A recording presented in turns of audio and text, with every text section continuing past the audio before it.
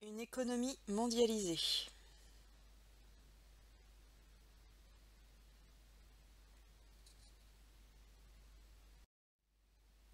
La mondialisation est un phénomène récent et est souvent entendue dans un sens économique.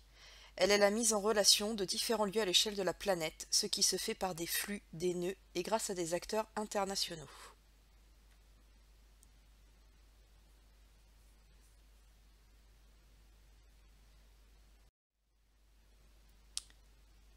Les flux, lignes de force de la mondialisation. Les flux sont des déplacements de biens, de personnes, mais aussi de capitaux ou de services sur un trajet donné. Ils sont souvent représentés par des lignes ou des flèches.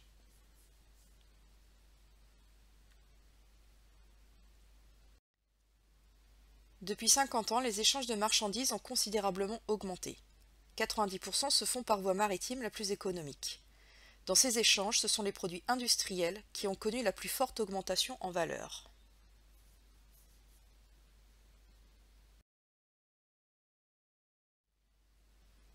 Cette explosion des échanges par voie maritime a été rendue possible à la fois par la containerisation, c'est-à-dire l'utilisation de boîtes de taille standard pour transporter les marchandises, et par l'intermodalité, c'est-à-dire la possibilité de transférer ces containers sur différents moyens de transport.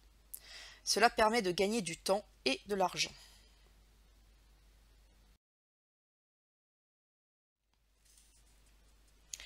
L'augmentation des échanges est également permise par l'accroissement de la taille des bateaux, mais cela nécessite d'importants travaux afin d'aménager les canaux placés sur la route maritime, notamment Suez et Panama.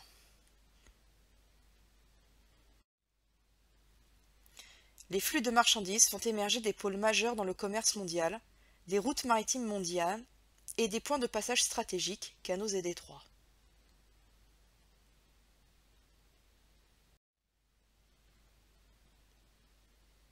Les nœuds, centres d'impulsion de la mondialisation. Ces lieux centraux d'où partent les principaux flux sont essentiellement représentés par les ZIP et les métropoles, notamment avec leurs quartiers d'affaires. Les flux se croisent et font émerger ces places centrales. Le développement des ZIP se fait dans le cadre de la littoralisation des activités, c'est-à-dire leur concentration sur les littoraux. Une ZIP cumule un rôle de plateforme multimodale, c'est-à-dire où se trouvent différents modes de transport, et des activités à la fois portuaires, chargement, déchargement, stockage, réparation, et industrielles, transformation des matières premières.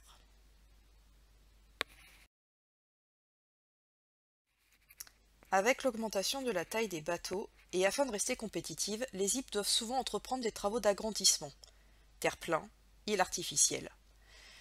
Mais les canaux doivent également être élargis et approfondis, sous peine de ne plus attirer les principaux flux de marchandises.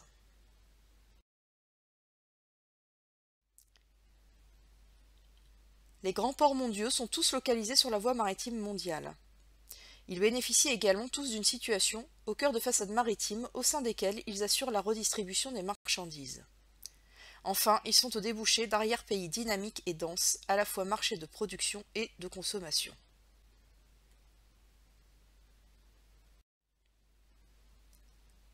Autre nœud de la mondialisation, les villes mondiales se développent dans le cadre de la métropolisation, c'est-à-dire la concentration des activités dans les villes les plus importantes.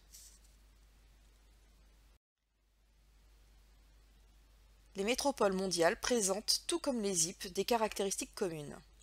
Les quartiers des affaires sont modernes et accueillent de nombreux sièges sociaux d'entreprises internationales. Les populations sont cosmopolites, ce qui traduit l'attraction qu'exercent ces métropoles. Ces métropoles sont particulièrement bien intégrées dans les réseaux de transport, aéroports, LGV et de télécommunications Internet. Elles disposent enfin de nombreux lieux culturels et de formation de renommée internationale. Les carrefours où se croisent les différents flux sont des lieux centraux de la mondialisation. C'est à partir de ces lieux que se prennent les décisions importantes et que s'organise la redistribution des biens, des personnes, des capitaux et des informations.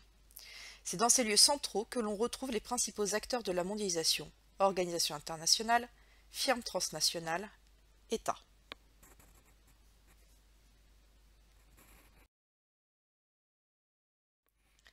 Les acteurs de la mondialisation. Certains groupes exercent une influence importante sur la mondialisation. Les firmes transnationales, les associations d'États à différentes échelles et les ONG. Les FTN sont des acteurs essentiels de la mondialisation. Elle développe une stratégie commerciale à l'échelle planétaire. Le siège social est maintenu dans le pays d'origine. Les activités du tertiaire supérieur, recherche, développement, publicité, sont développées dans les pays dont la main-d'œuvre est hautement qualifiée. La production est délocalisée dans les pays dont la main-d'œuvre présente un niveau de qualification adapté et est bon marché. C'est la division internationale du travail. La plupart des sièges sociaux des FTN sont localisés dans les pays riches des pôles de puissance. Cependant, les pays émergents développent à leur tour des FTN, notamment la Chine. Les FTN participent à la circulation des capitaux par le biais des IDE. Il s'agit de capitaux investis dans les filiales des FTN ou dans des entreprises étrangères. Ces investissements contribuent au dynamisme des économies nationales et donc à leur richesse. Cependant, ils les rendent également plus dépendantes les unes des autres, ce qui contribue à une diffusion plus rapide des crises à l'échelle mondiale.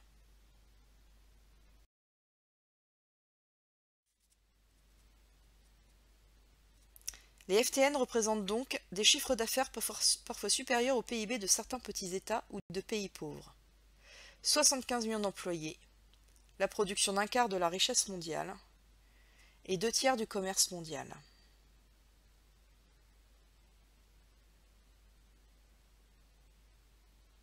Il existe d'autres acteurs de la mondialisation.